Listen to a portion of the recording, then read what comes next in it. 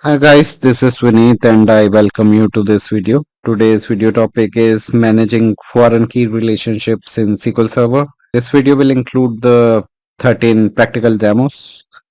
So stay tuned. Before we proceed ahead, I would request you guys to please go ahead and subscribe to my channel. There is a subscribe button below this video. Click on that subscribe button. It will give you a bell icon. Click on that bell icon. Select all notifications to get notifications regarding all my future videos.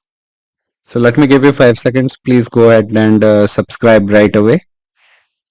I'm waiting. So guys, I hope you must have subscribed by now. So let's move ahead. There are some points to remember while watching this video. Please watch this video till the end to gain better clarity of the concept. And if it's possible for you, please watch this video twice or as many times as you like until the concept gets clear to you. Perform any exercises in your test and lab environments, only do not touch any production environment or production databases. We would like to know your thoughts regarding our videos, so please do share in your comments, feedbacks and suggestions. We love to read your comments and eagerly wait for them as well. So please do post in your comments. We have created some playlists for you to watch. So if we talk about this video pertains to the SQL Server database design playlist. It is related to SQL Server tables playlist as well. So I'm putting it under both the categories SQL Server database design and SQL Server tables. And the reason we create playlist for you is because we feel that playlists are best way to learn about any particular area in SQL Server or in any other domain.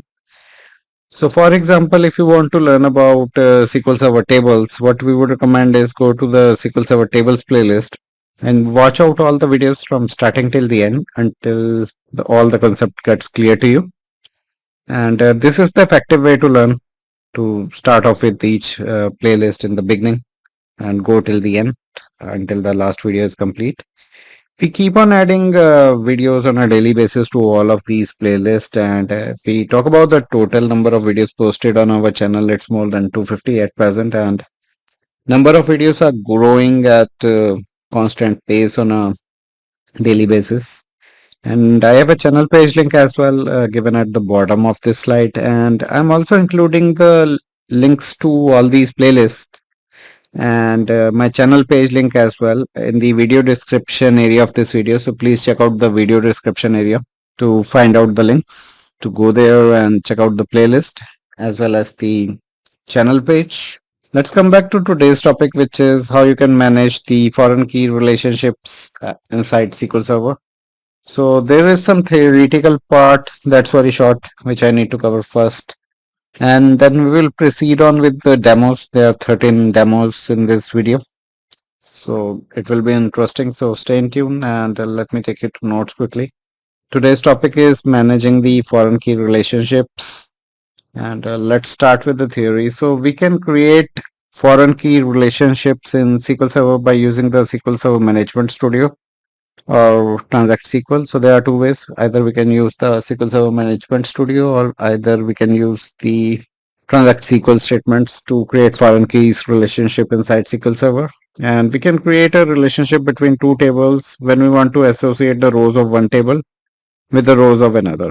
So this is the reason behind creating relationships. Why do we want to associate? Why do we create relationship? Whenever we want to associate the rows from one table to the rows of another table, in those situations we create relationships. Now let's talk about some limitation and restrictions on the foreign keys. Now foreign key constraint doesn't have to be linked only to a primary key constraint.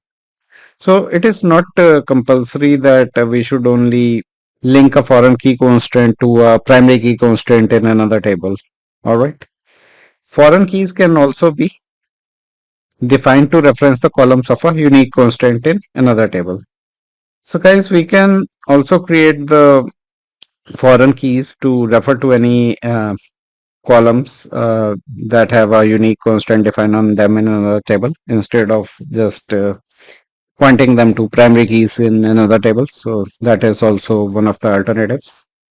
Now when the value of other than null is entered into a column of a foreign key constraint. Here we are talking about a column where a foreign key constraint is defined.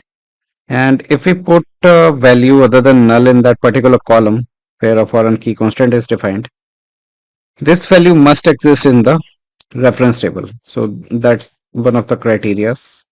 That particular value must exist in the other table, which is the table having the referenced column. Now, otherwise, a foreign key violation error message is returned. So if the matching value is not found in the other table, whatever we are entering in the foreign key column, if it is not found in the other table reference column, then foreign key violation error message is returned. Next point is foreign key constraints can reference only tables within the same database. So that's also one of the limitations, that foreign keys can only reference tables within the same database, and they should be on the same server as well. And if we talk about the cross database references or cross database referential integrity, that must be implemented via the triggers, and this has to be managed manually via the triggers. And this referential integrity, which is basically cross database referential integrity, it is not maintained automatically. And because the foreign key constraint can reference the tables within the same database, that too within the same server. Now, next point is that foreign key constraints can reference another column in the same table. So that is also one of the items, that foreign key can reference another column in the same table, and this is also known as the self-reference, because table is referencing itself. A column in a table is referencing another column in the same table. So this is called self-referencing. A foreign key constraint specified at the column level can list only one reference column. So if we are defining a foreign key constraint on a single column, then it can only reference a single column in another table, and the column must have the same data type as well as the column on which the constraint is defined. So that is also one of the criteria, that your data type of the column should be same. The referencing and referenced columns data type should be same.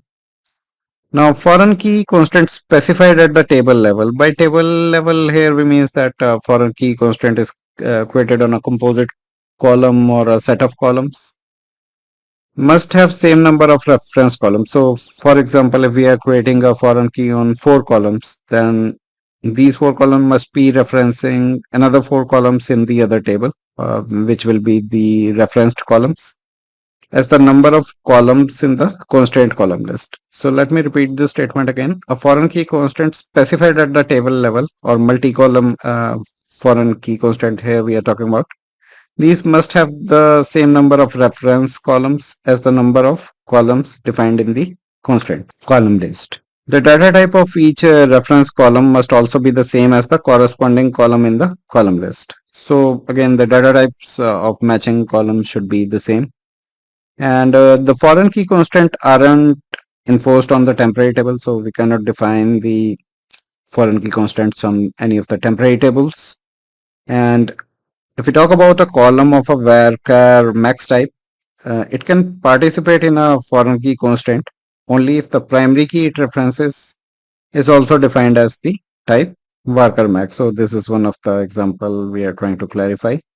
Now let me take you through some of the demos. There will be 13 demos which I have to cover. So we will start with how to create a foreign key relationship in a table design in SSMS. So let me take you through that. Here we will show you the procedure to create a foreign key relationship in a table designer. So let me quickly invoke the SQL Server. So once the SQL Server is invoked, we will connect to the default instance of the database, and which will take us to the Object Explorer quickly, and we will continue from there. Okay, SQL Server is launched, and let me connect to the default instance, and this is the Object Explorer. So in the Object Explorer, we need to right click the table that will be on the foreign key side of the relationship and select design. So if we have to define a foreign key on a certain table, what we need to do is, so let me take any of the tables from the, maybe let's see what's inside the my database. It doesn't have any tables. Let's check my CDB. It has only a table A. Let's take some tables from the My Adventure Books database, any table. Here I'm just trying to explain some items. Alright, so let's take a test2 table. Let's select top 1000 rows to see how many columns are there inside this table. So we have two columns, test2 C1 and test2 C2 over here. If we take a look at test column, we see that we had defined some keys earlier, but right now they are not present. So test2 also have similar kind of columns. So let me try to make C2 the primary key for test2 table, and for test2 table I'm defining this column as the foreign key, which will refer to C2 as primary key over here. So let's quickly make this let's open table in the design view.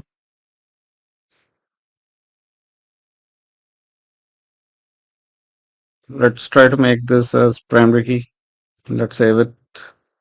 Now C2 is a primary key. We can refresh the columns. I just refreshed it. So now C2 is a primary key. And now let's try to make this column in another table, the foreign key. So we need to right click on the table that will be on the foreign key side of a relationship. So table here is test2, and we need to go into the design view of test2.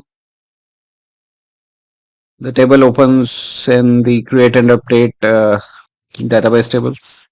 Now from the table designer menu, so whenever you open a table in the design mode, you will see a table designer menu over here. Once you click on that menu, you will see a relationship item over here, and click on that. Otherwise, the other way could be to right click on this area and you can also select relationships. Now you need to add a relationship here. So let me click on add. So a foreign key relationship is added. So it is saying that an existing relationship must have at least one pair of related columns. So let me define the related column. So now we see that once we have added the relationship is appearing as select under the selected relationship column with the system provided name in the format fk underscore test2 underscore test2, where the first table name is the name of the foreign key table and the second table name is the name of the primary key table. So here it is taking the same table name for both the keywords. It's taking the same table name. Ideally, the second name should be the name of the primary key table. And this is just a default and common naming convention for the name field of the foreign key object. Now select the relationships in the select relationship list. We have already selected. So it is saying to define its relationship in one of the columns. So we have selected a relationship in the selected relationship list. Now select the tables and column specification. This is the section we are talking about. So select tables and columns specification in the grid to the right and select the ellipsis. So there's an ellipsis button to the right of the property. All right. And in the tables and columns dialog box, in the primary key drop-down list, choose the table that will be on the primary key side of the relationship. So in our case, the table will be test1. So let me select from that list the test1 table. Do you see that table name? So it is showing me here the test1 table. Test1 table is selected and the foreign key table is test. The foreign key table is test2. It is related to test1 table. And we see that the relationship name has also changed accordingly, right? And the rightmost text is specifying the primary key table, whereas the middle name is specifying the foreign key table. So we have selected the primary key table from the drop-down list. And in the grid beneath the dialog box, choose the columns contributing to the table's primary key. So we need to select a column which is contributing to the table primary key. So C2 is the primary key here. And in the adjacent grid cell to the right of each column, choose the corresponding foreign key column. So we need to select the foreign key associated column in the right hand side. So here I'm selecting, I'm using test2 C2 column to reference the C2 column in the test1 table. So this is how you define the relationship, and table designer basically suggests a name of the relationship. So it has suggested a name here. You can change this name here as well. All right, and once the relationship is defined, just click on OK. So this is how you define the relationship. basic steps to define the relationships are defined here. So let's click on close, and we need to save our changes. Let's close it and save our changes. So now a foreign key relationship is established. So it is saying that following tables will be saved. We want to continue. Let me click on yes. Our relationship is now established. So let me refresh the column. So this is also a key, but it's a foreign key denoted by FK, and it references the C2 column, which is a primary key in the test1 table. So guys, we are done with demo 1, and demo 1 I have shown you how you can create a foreign key relationship in a table designer in SQL Server Management Studio. Now let me show you how you can create a foreign key in a new table using the Transact-SQL statement. So let's go ahead and perform this practical. So here we will create a new table and define a foreign key relationship. So trigger a new query against the my AdventureWorks database. In your system, it will be with the name AdventureWorks 2022 if you have installed it correctly. In my system, I have renamed that database to my AdventureWorks. So let me trigger a new query quickly, and we need to write in some code, and we are writing a code to create a foreign key in a new table. So follow the code along with me. We need to write the create table statement. Here I am creating a table sales dot temp salesperson, not temp salesperson, but temp sale reason table I am creating. And let's define the table structure here. So here I'm taking a temp ID column, which will be of integer type, and it shouldn't be null. Second column I am taking is, apart from that, let's take a name column as well. ID and name are two columns that I will be taking. Let's take it as nvarchar type. Nvarchar is basically to hold the Unicode characters. So n is particularly used for that, for storing the Unicode characters. And let's take it nvarchar 50, and let's add in some constraints. So I'm adding a constraint pk underscore temp sales. I'm adding. So this will be a primary key constraint. So let me mention primary key along with it. And I'm creating a non-clustered index, so I need to specify otherwise by default it creates a cluster index. So I've defined non-clustered, and I have to create this index from the temp ID column. So one constraint is added. Let me add another constraint, and let's mark this constraint as foreign key constraint, and temp sales is the source table.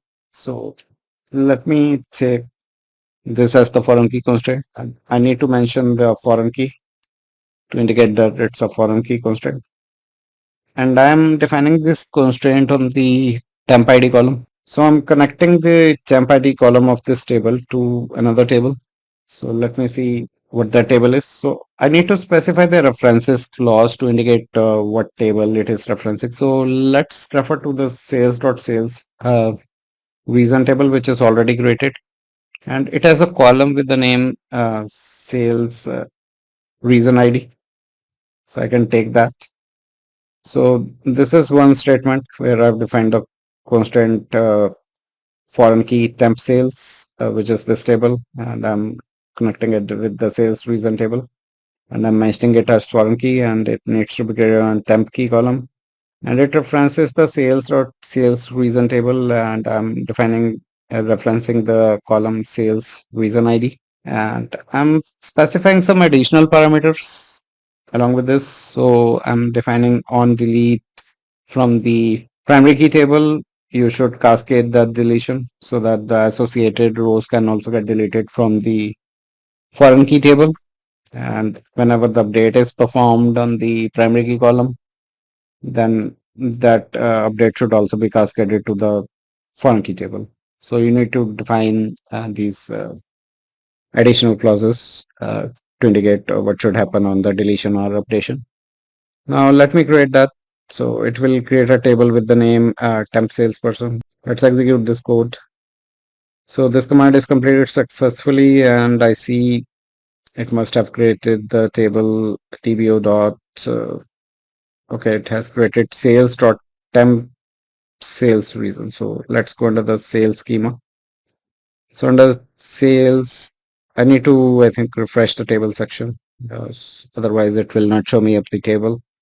So when I refresh, I see under the sales, I have temp sales reason table. And if I take a look at columns, this is a temp ID column, which is a primary key. And I've also, and this primary key is also being, so there are two things.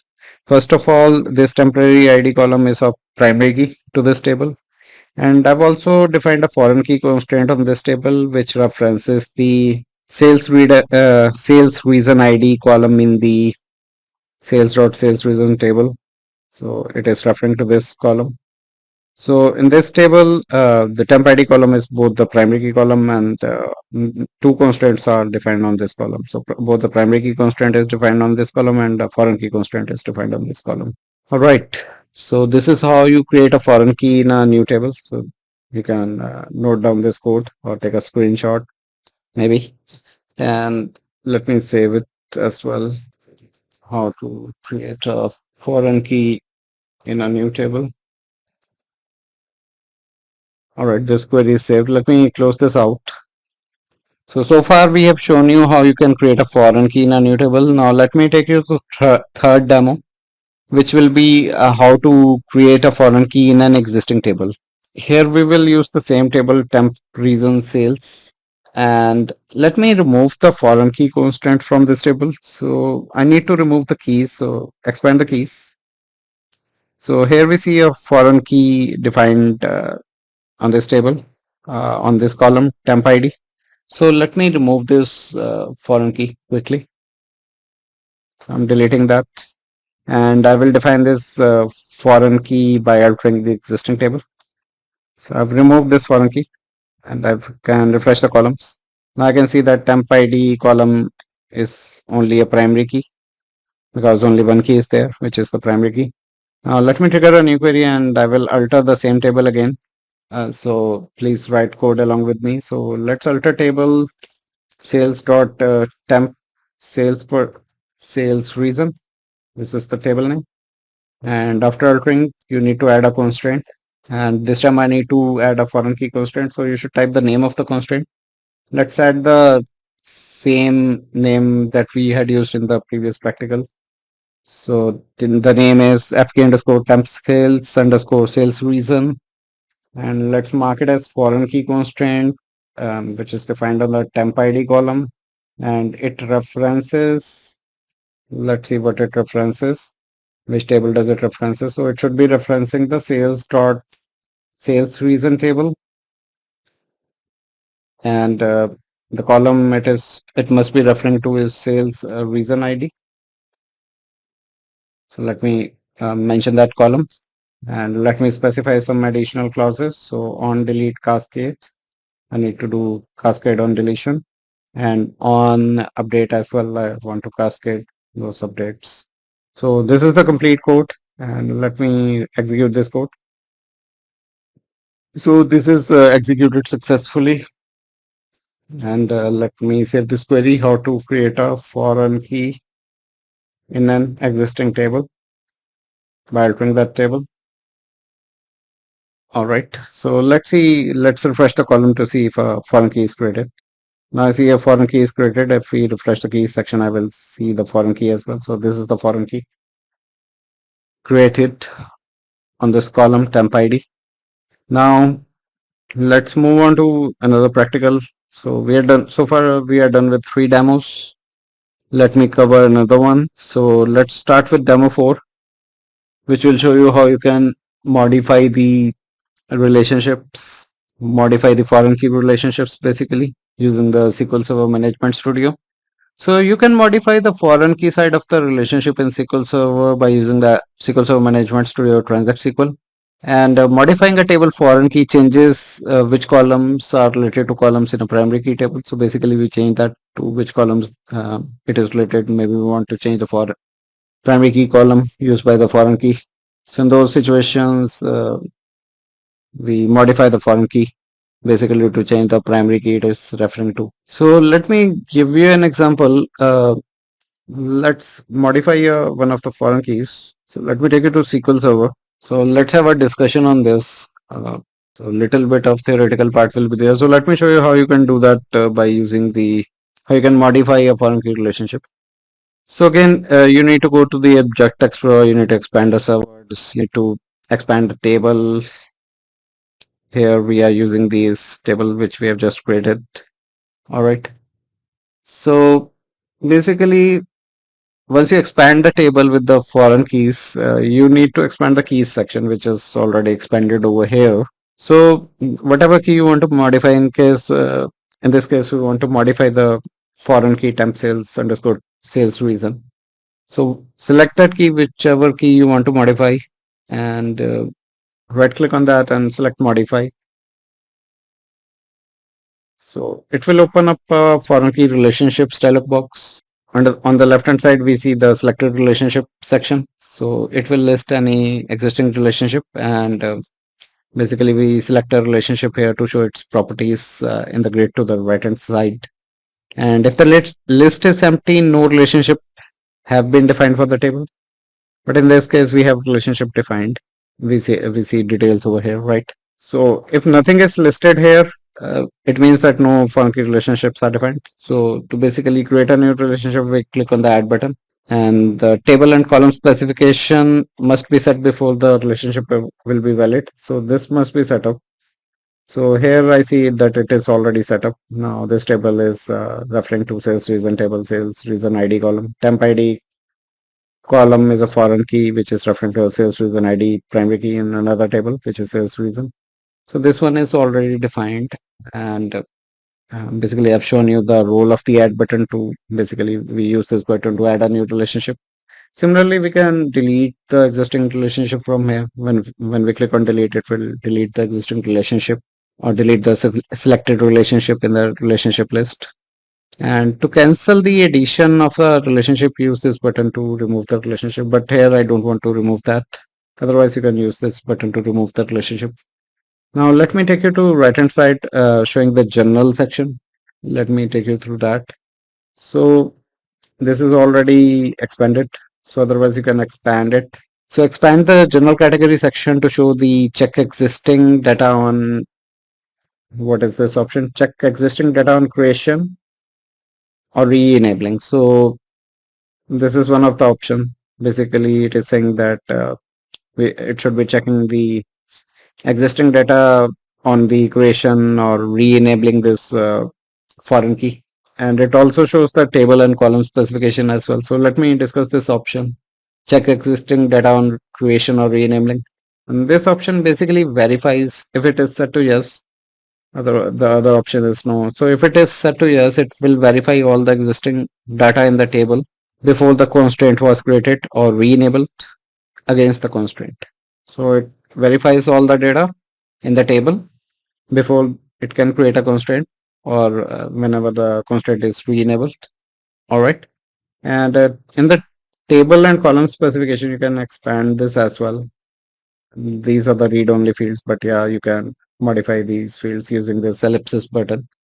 So we can expand this field to show the which columns from which tables has a foreign key. So here we see that the primary key table is sales reason under the sales schema, and the column we are referring to is sales reason ID, and the foreign key column in this table is temp ID, and the base table is temp sales reason, which is this table. So we basically expand this section to show which columns from which table act as a foreign key and primary key or unique key in the relationship. And to edit or define these values, we must click the ellipsis button over here, which we had already shown you how you can do that. And let's move on to next field, which is a foreign key base table. And basically this field indicates which table contains the column acting as a foreign key in the selected relationship. So this is the column. Column is temp ID. The above column shows the table which contains the column acting as a foreign key in a selected relationship. And the foreign key column, it basically shows which column acts as a foreign key in the selected relationship. So here temp ID is acting as a foreign key. And next column is the primary unique key base table, which basically primary unique key base table. So this is basically the section which shows the table containing the column acting as a primary key in the selected relationship. So here we are referring to the sales reason table, which contains the primary key. And next is the primary unique key column. It basically shows the column which is acting as a primary key in a selected relationship. So here sales reason ID is the primary key column. Then we have the identity category section. So here is the name of the foreign key, which is FK underscore temp sales reason. And in the identity category section, basically we can expand this section to show the property fields for name and description. We can type the description of this foreign key to give more details on this. And name shows the name of the foreign key relationship here, or the name of the foreign key. And whenever a new relationship is created, it is given a default name based on the table in the active window in Table Designer. And you can change this name at any time you want. And description basically describes the relationship, and we can write a more detailed description. We need to click on that ellipsis button to open up a description dialog box where we can specify a detailed description. All right, and we can write down the text, whatever text we like for the description of this relationship. Now let's go to the table designer category, which is the fourth category here. So let's see what all item does it contain. So under the table designer category, we basically expand to show the information for checking the existing data on creation or re-enabling and enforce for application. So let's review each category individually. Each item under this category individually. So first item is enforce for application. So this field basically indicates, so right now it is set to yes. It indicates whether to enforce the constraint when our application agent performs an insert, update, or delete on this table. So whenever our application agent performs an insert, update, and delete on this table, and as if this field is set to yes, it basically enforces the replication. This constraint is enforced whenever your application performs an insert, update, or delete on this table. This is what the meaning of this field is.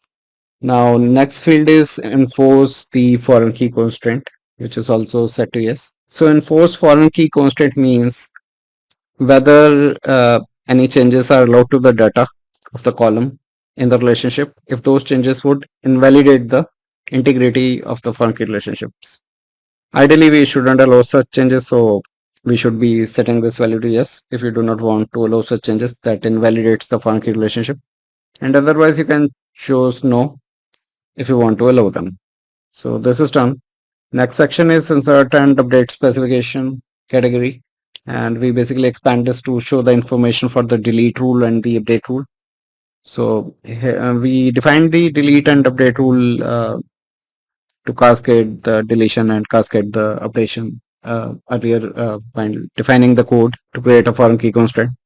So here also we can change those settings. Basically expand this section to show the information for delete rule and update rule for the relationship. And let's take a look into delete rule.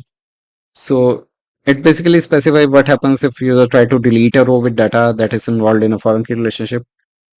All right. So if any row is deleted from this table, which has a relationship in the other table primary key, so we can set it to cascade.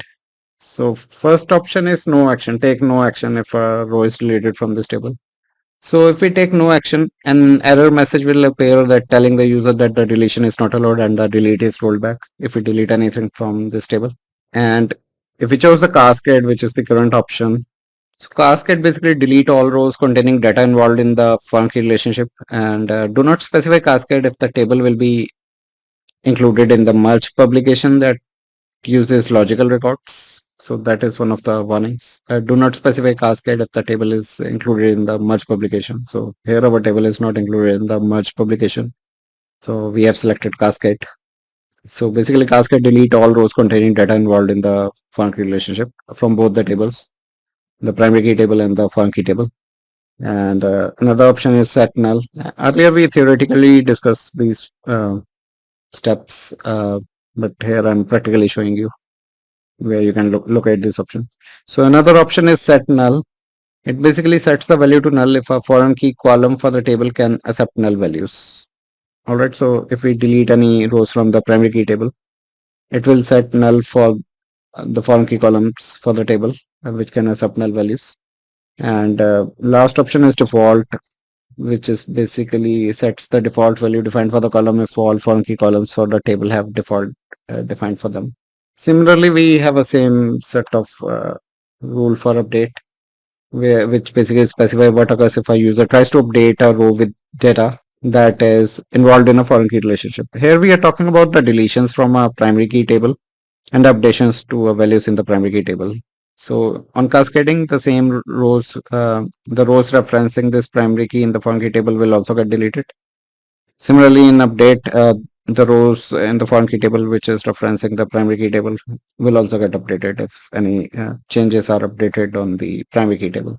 Now this is done. So once we make changes to this dialog box, here we have not made any changes, but once if you make any changes over here, what you can do is you can close this table in the design view and it will ask you to save the table. Right now I haven't made any changes, so it will not ask me to save anything. But otherwise, if it gives you the box to save the changes, just save the changes.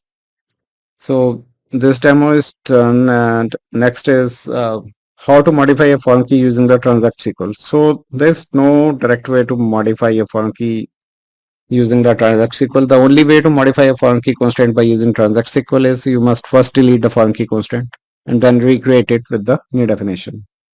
So first we will drop this constraint using the Transact-SQL, then we will recreate the foreign key constraint with a new definition like we created earlier. So that is the only way. Now let me show you how you can delete the relationships, which is the next demo. How to delete a foreign key constraint using SSMS and how you can delete a foreign key constraint using the Transact-SQL. So let me take you to SQL Server. And we can delete a foreign key constraint in SQL Server by using the SQL Server Management Studio or Transact-SQL. And deleting a foreign key constraint removes the requirement to enforce referential integrity. So once this foreign key constraint like this one defined here, if we delete this constraint, so deleting this foreign key constraint removes the requirement to enforce the referential integrity. And let me show you how you can delete a foreign key constraint using the SQL Server Management Studio. So you need to go into SQL Server Management Studio, connect to your local instance, and go to the Object Explorer, expand the server, expand the databases section, expand your database, expand the table for which you want to delete the foreign key constraint. So here the table in question is sales.temp sales reason. Here we have a foreign key constraint defined earlier. So in order to delete this foreign key constraint, you just need to right click on it and select delete option to delete this constraint, and delete object dialog box will appear. You need to click OK on that to delete that constraint. And this is basically pretty straightforward. So you can do that. Let me show you how you can use Transact-SQL to delete the constraint. Okay, let me remove this constraint using the Transact-SQL from the temp sales reason table. So let's alter this table. So in order to drop the constraint, you need to alter the table. So alter table, specify the name of the table. So name of the table is our temp sales reason. Specify the correct name. Temp sales reason is the table name. We are altering this table and we are just dropping the constraint. Dropping means deleting the constraint. And the constraint name is fk underscore temp sales underscore sales reason. So this is the name of the constraint. You can take it from here as well. So we are altering this table sales.temp sales reason and we are dropping a constraint from this table. So let's execute this statement to drop this constraint. So the constraint is dropped if we refresh the key section. This is removed. And if we refresh the column section, right now we see foreign key defined over here, but if we refresh the section, this foreign key will get removed. So now no foreign key exists on this temp ID column in this table, temp sales reason. So guys, this is how you delete the foreign key constraint from a particular table column. This is also done, and let me take you through a demo showing you how you can view the foreign key properties using the SQL Server Management Studio as well as the Transact-SQL. We want to see the foreign key properties. So let me take you to SQL Server. So guys, we have dropped the foreign key constraint, so that does not exist here. So let me open up a query I had saved earlier where let me sort it by date modified. So let me run this query again, how to create a foreign key in an existing table. Earlier we ran this query to modify this table and add this foreign key constraint. So let me execute that to create the constraint. Now the constraint is created and we can refresh this table altogether. So the table is refreshed. We see a foreign key constraint is created now. Now, if you want to view the foreign key properties, what you can do, if you want to view it via the SQL Server Management Studio, you need to open the table in the table designer view like this. So open the table designer for the table containing the foreign key you want to view and right click on the table designer and we can choose relationships from there, right? To get the relationships, foreign key relationships dialog box and select the relationship with the properties you want to view. So here we have only one relationship established, one foreign key relationship established, showing up the properties on the right hand side. We have shown you how you can check the relationship properties using the table designer. You can check it through this box and let's close it and let me show you how you can use Transact-SQL to view all the relationship properties. So here we will take another sample. Maybe let's use this table as an example. Let's create a new query. I would like to view the relationship details for this table. And let me select star from, so there's a system catalog view which we can query. So this is sys dot foreign key columns is the system catalog view. We are taking it as FC as an abbreviation. And basically, let's join it with the sys dot foreign keys system catalog view as take it as F and let's join it on the F dot object ID. Let's join them on the object ID.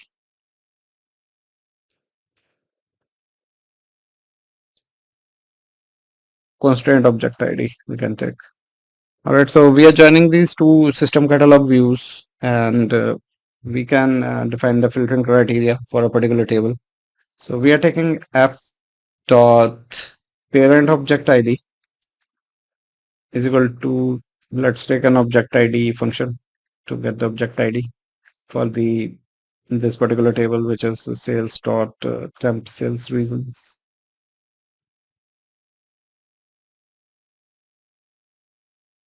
All right, so we have defined the table for which we want to view the relationships. So this table has a foreign key relationship and defined over here. So let's execute this statement. So it is showing me one row. I don't need all the columns.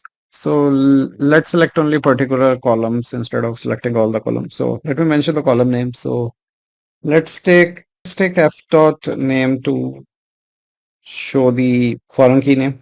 Let me select this column.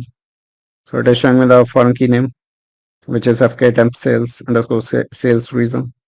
So this is the information I'm interested in. Let me take object name function. Let's use the object name function and pass in the parent object ID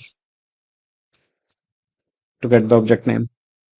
And the object name is the table name I'm taking. Let's execute this. So here the table name is temp sales reason. This table has only the object ID, so I'm getting object name for that ID using this object name function. So it has given me the object name. Temp sales reason. Let's take some more columns, some other columns as well. So let me take some columns. You can get the use the column name function, and you can mention the fc dot parent object ID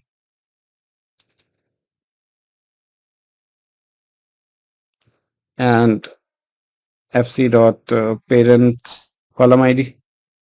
These two parameters need to be passed to get the column name. As we're taking it as constraint column name, so we are taking it as constraint column name. You can note down this code, guys. This is how you get the information, the required information. So here the constraint column name is the temp ID column. All right, so funky is defined on the temp ID column. And next I'm taking is the, again I'm using the object name function to get the object name for one of the objects. And this time the object name is f dot referenced object ID, which is the column in the primary key table. So f dot referenced object ID, and let's take this as referenced object. So let's try to execute this. So put a comma towards the end. Let's execute it. So the referenced object is the sales reason table, right? So this is the referenced object, and this table is the referencing object. All right, this one is the referenced object.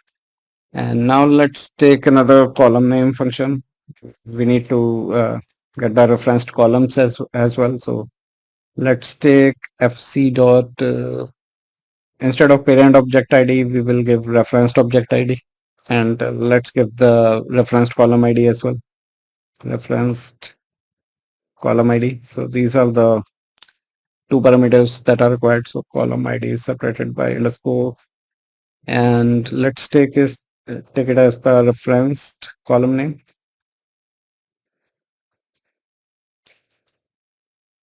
So I've taken 4 columns, and comma is required over here as well. Let's execute this statement. So there's some issue here. Comma has to be removed from here. Let's execute it. So far we have selected 5 columns. So fifth column is the sales reason referenced column name, which is the sales reason ID.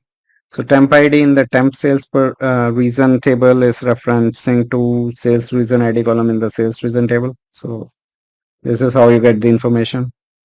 Let's take some more columns, and let's put a comma in the end row, and let's take f is disabled status, whether this constraint is enabled or disabled. Let's take that, and let's take is not trusted is another column which we can take information from, and we can take another column, delete referential action description, and we can take another column f dot update referential action description. Let's try to execute this statement. These are the columns which are basically required. So you can note down this code, guys. This is a very good code for you to get the information. So we got the foreign key name, the source table where the foreign key is defined on the temp ID column, and it is referencing the sales reason table sales reason ID column. This constraint is currently enabled, and this constraint is trusted, and on deletion it is cascading the deletion, and on update it is cascading the update as well. So let me save this query quickly, and this query is to view the how to view the foreign key properties. This one is a useful query. You can take a screenshot of this and write it out on your own. You can take a screenshot. So you can take a screenshot now. It's showing the complete code. Okay, let me move ahead and move on to next practical. Let me close that. So we are done till here. We have checked the funky properties using the SQL Server Management Studio, and we have checked the funky properties using the Transact-SQL. Now let's move on to demo 10, which is how you can disable a foreign key constraint for application using the SQL Server Management Studio. And another demo, how you can disable the foreign key constraint for application using the Transact-SQL as well. Let's disable the constraint for application. So you can disable the foreign key constraints for application in SQL Server by using the SQL Server Management Studio or Transact-SQL. And this is particularly useful if you are publishing data from a previous version of SQL Server. All right. So if you want to stop the replication of this constraints, then yeah, you can definitely do that. Let me show you how you can do this via the SQL Server Management Studio. Let me give you some theoretical description as well. So if a table is published using the replication, so far we are not using the replication, but in case your table is published, for example, this table is published for replication, foreign keys constraints are automatically disabled for operation performed by replication agents. So if we enable this, if we publish this table for replication, what happen? The foreign key constraints are automatically get disabled for operation performed by replication agents. The not for replication option is used specified by default for foreign key constraint and check constraints. The constraints are enforced for user operations, but not agent operations. When a replication agent performs an insert, update, or delete at the subscriber end, the constraint is not checked. All right. So if a subscriber is getting the replication data to perform an insert, update, or delete at the subscriber end, This constraint is not checked because it gets disabled during the replication. And if a user performs an insert, update, or delete, the constraint is checked. All right. So these are two separate things. So it is not checked at the subscriber end, but if a user performs an insert, update, or delete, the constraint is definitely checked. The constraint is disabled for the replication agent because the constraint was already checked at the publisher when the data was originally inserted, updated, or deleted. All right, let me move ahead and show you how you can disable a foreign key constraint for replication. So here we have a foreign key constraint, right? You need to go into the Object Explorer section. You can go down all the way to the table and the foreign keys section under the keys category. You need to right click on the foreign key constraint and you can select modify. So once you modify, you get the foreign key relationship dialog box, and you need to select the no box to basically disable the foreign key constraint for replication. So right now it will get replicated, but if you do not want it to get replicated during the replication process, you can select no. So you can select no and click close and save your table. So right now I'm not disabling the foreign key constraint for replication. So let me select yes. So basically there are two items where this foreign key constraint will get enforced. At the subscriber end, if you wanted to get enforced, you need to select this option as yes. This option basically enforces the foreign key constraint whenever the user inserts, updates, or delete the rows in a table. So this is another option. This is basically just to enforce the foreign key constraint. And if you want to disable the foreign key enforcement at the subscriber end, if the replication is enabled on your system, then yeah, you can set it to no. And click on close and click on close and save the table. Now so let's save the table. And basically foreign key constraint is right now enabled, and whenever we insert a row into the primary key table, the foreign key constraint will definitely get enforced. Or whenever we enter any row into this foreign key table, the referential integrity check will get done. But right now this constraint is disabled for any replication purpose, so it will not get applied to the subscriber end. So we will create some videos on replication as well, so to give you more clarity on what the replication is. So keep an eye. Do subscribe to my channel. Now let me show you. Let me first revert the changes I've done. Let's enable this constraint for replication for now. And I will show you how you can use the Transact-SQL to disable this constraint for replication. So far I've shown you the GUI mode in the SSMS table designer view.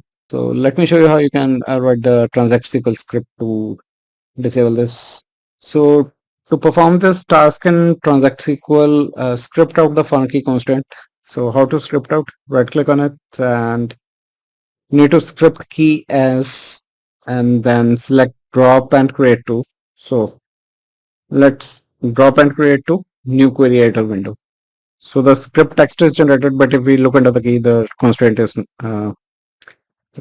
still there, right? So it is not dropped.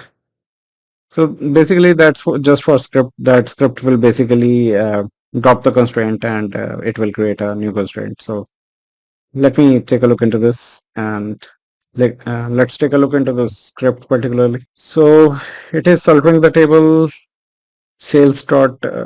In our case, we are using this table, so it's little bit. So first of all, we are altering the table sales dot temp sales reason. So this is which is the table in this case. We are dropping a constraint. So this script will basically drop this constraint, remove this constraint. Then we are altering the same table, and we are with no check adding this constraint fk temp sales reason, and we are adding it as a foreign key constraint on the temp id column. We are creating a foreign key constraint on the temp id column, and it references basically the sales reason table, and we are referencing the sales reason id column. So a join is made between, not a join, but a foreign key relationship is established between these two tables, and on update we are cascading, on delete we are cascading. So this code section will basically altering an existing table and creating a constraint, same constraint with the same name and its relationship with the sales reason table, sales reason ID column. Finally, we are altering the same table, sales.temp, sales reason. We are checking the constraint, check constraint. So we are checking this constraint to enforce the check on the existing table whether the data is valid or not. Now in the alter table add constraint section, so this is the alter table add constraint section. If we take a look in the alter table add constraint portion of the script, modify the new foreign key constraint and specify the not for application code. So after that, what you can do is you can specify not for application to indicate that this constraint is not for application purpose, so that subscriber should not get apply this constraint. So this is done. You can specify it here as well, or maybe it was invalidating the code, so maybe you can specify it here. So yeah, this is the correct place where you can specify. So let's drop this constraint, add the same constraint with new parameter not for replication, so that it will not get used in the replication. So let's execute the code. So this command is completed successfully. Now I will see if I check the properties of this constraint, it will show no for the replication purpose. So modify the key and check the replication section. So enforce for replication is set to no after we executed that particular code. So you just need to add the not for replication code to the existing constraint. I've shown you how you can script out the foreign key to drop it and create it with the new section added, which is not for replication. And this is basically to disable the foreign key constraint for replication. Let me show you how you can disable foreign key constraint with insert and update statement. So let me close out this query window, and I don't want to save it basically. And so far we are done till demo 11. In this now we will cover the demo 12 and 13. We will show you how you can disable foreign key constraint for insert and update statements which user do on a table, and basically how you can disable foreign key constraint using Transact-SQL and both the SQL Server Management Studio. So let me take you to SQL Server. You can disable a foreign key constraint during insert and update transaction in SQL Server by using the SQL Server Management Studio and Transact-SQL, and use this option if you know that new data will not violate the existing constraint. So this should be disabled only in the situation where you are definitely sure that your new data will not violate the existing constraint or referential integrity, or if the constraint applies only to a data already in the database. Yeah, you can disable this constraint and only under those conditions. So let me show you the way through SQL Server Management Studio. So you need to go till this section. So far you know how to go till this section. You need to connect to the database, connect to the server. And after server is connected, you need to expand the server in the Object Explorer pane, expand the databases, your database, expand the table section, select a table where the foreign key constraint is there. In our case, it's on the temp sales reason table. And this is the foreign key constraint. All right, you need to right click on the constraint and select modify to modify it. In the foreign key relationships dialog box, on the right hand side under the table designer category, there's a section for enforcing the foreign key constraint. You can select no from here if you want to disable the foreign key constraint with insert and update statements. So set it to no. Let's close it and save the table. Let's save the table. So this is how you disable the foreign key constraint for insert and update statement. So the foreign key constraint is now disabled. Check it as well. The modify section. And this is right now set to no. And basically to re-enable the constraint, you can set it back to yes. You can select yes from the drop down to basically re-enable the constraint. And basically trust the constraint by checking the existing data in the foreign key relationship. You can select the check existing data on creation or re-enabling the yes from the drop-down menu. So if you want to check the existing data on the creation or re-enabling, you can set this option to yes. This would ensure that the foreign key constraint is trusted. Let's click close. However, if this option is set to no, the foreign key does not check the existing data. So by chance, if this option is set to no, your foreign key will not check the existing data when it is re-enabled. The query optimizer is therefore unable to consider potential performance improvements. Trusted foreign keys are recommended because they can be used to simplify the execution plans. So for execution, better execution plans, better performance, basically to get a good execution plan which can provide you the good performance, we should have trusted foreign keys. Basically, the trusted foreign keys are recommended because they can be used to simplify the execution plans with assumptions based on the foreign key constraints. So we should make sure that this option should be yes, set to yes, so your foreign keys can be trusted. Otherwise, if it is set to no, the existing data will not get checked. And we can also check your foreign keys are trusted or not by running a sample query later on. I will show you how you can check that. So right now it is set to yes, so it will check the existing data, and we are setting the enforce foreign key constraint to yes. So let's click close. Yes, yes. Save the tables.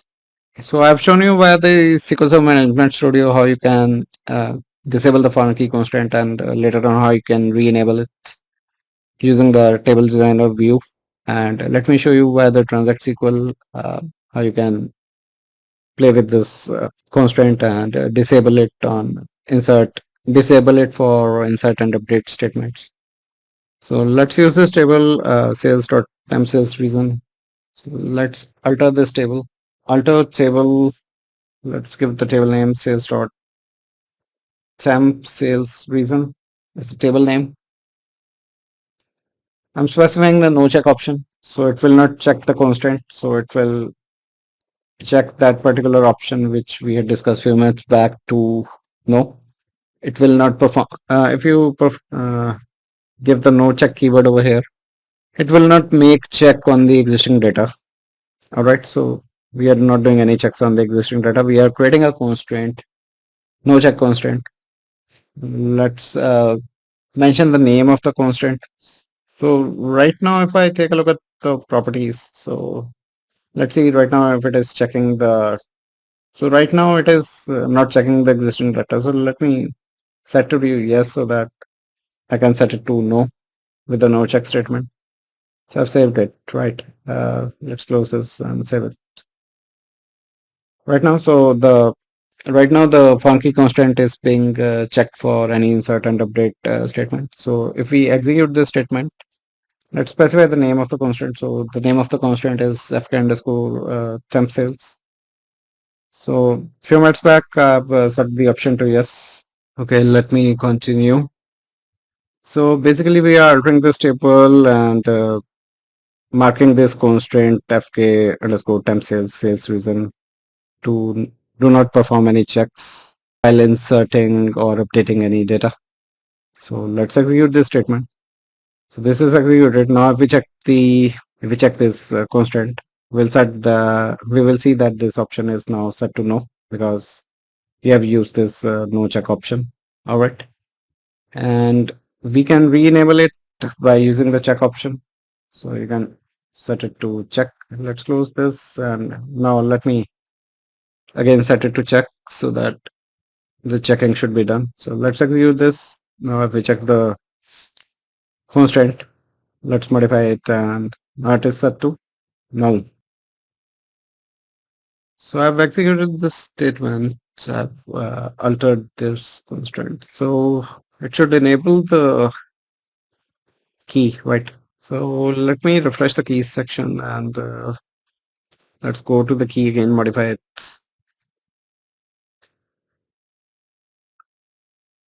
So somehow it is not changing the. Let me again change it back to no check. Let's see if it changes anything. Okay, basically it's changing this section. So this is the section we are modifying. So the check and no check option over here,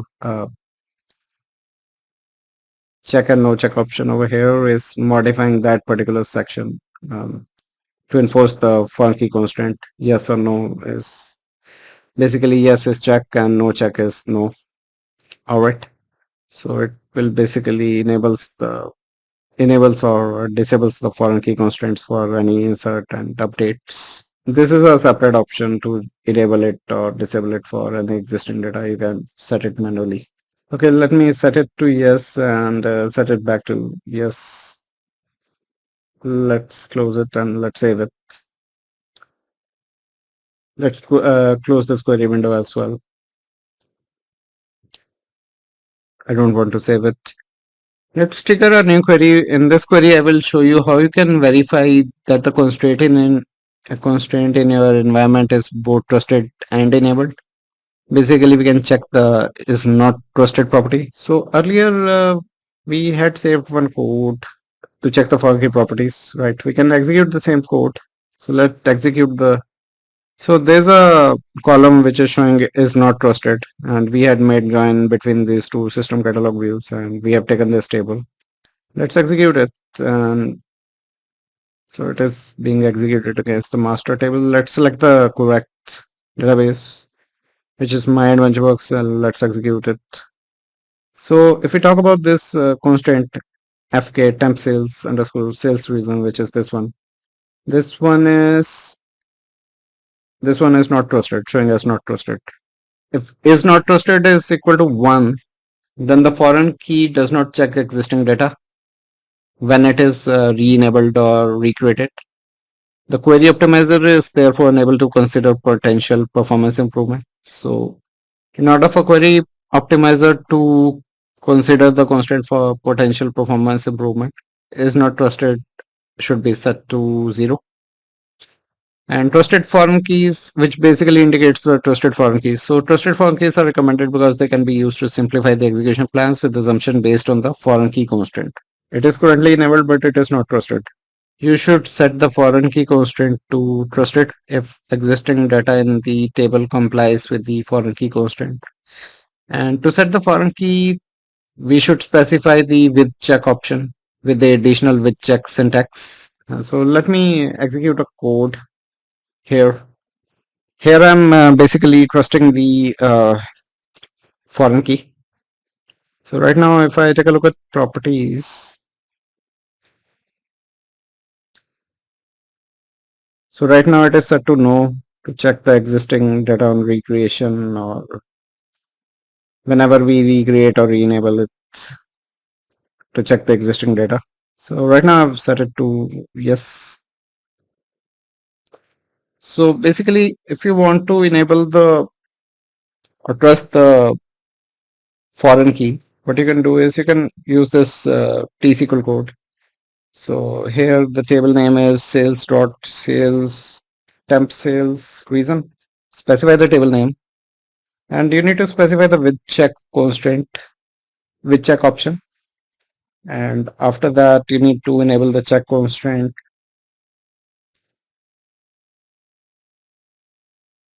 fk underscore temp sales underscore sales reason is the name of the constraint.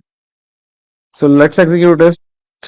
So right now we have marked the key as trusted. So if we execute this statement, we should get 0 under is not trusted. So still it is. So let me do a no check here. Let's mark it here. Okay, let's change it back to check, and with check option should be uncommented. Let's run the statement again to see the status. So it is still showing to me it's not trusted. Don't know the reason why. Let me do it through GUI to see if it makes an effect. So let me set it to no. All right, let's close it and let's save it. Let me again modify it and set it to yes.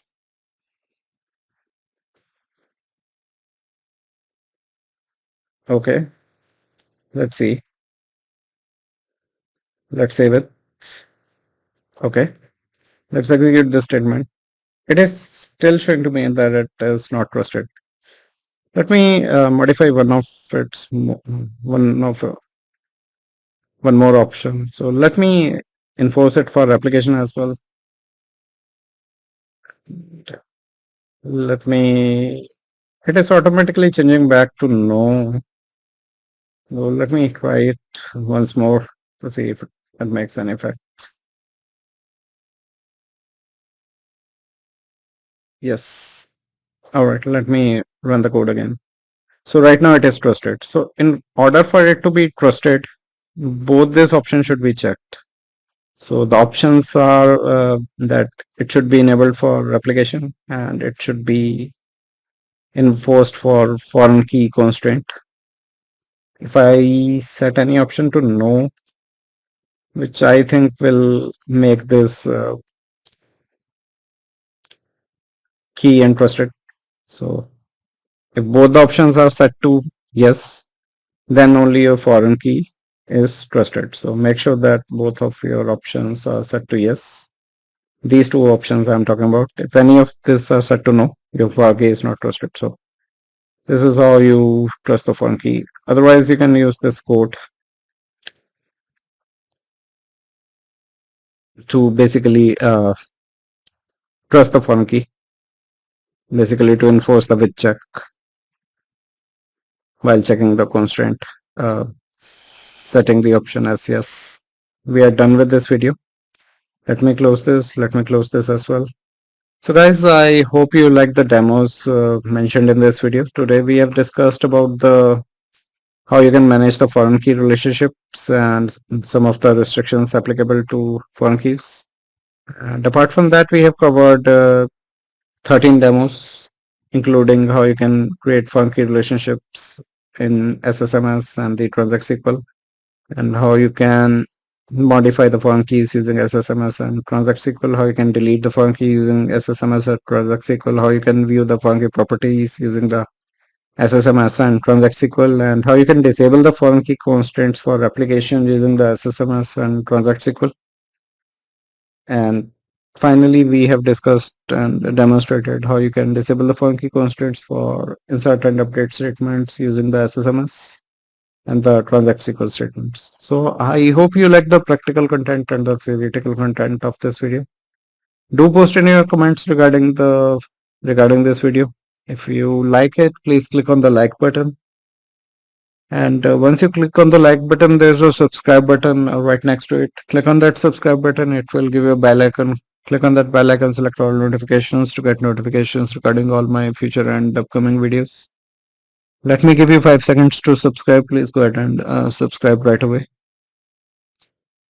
So guys, I hope you must have subscribed by now. And do post in your comments, feedback and suggestions regarding this video.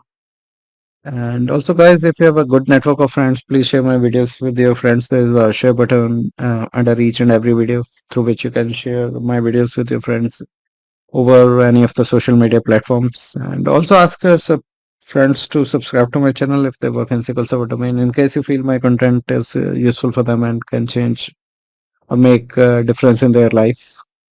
So I thank you so much for your time on this video, and you have a wonderful day ahead, guys. Thank you.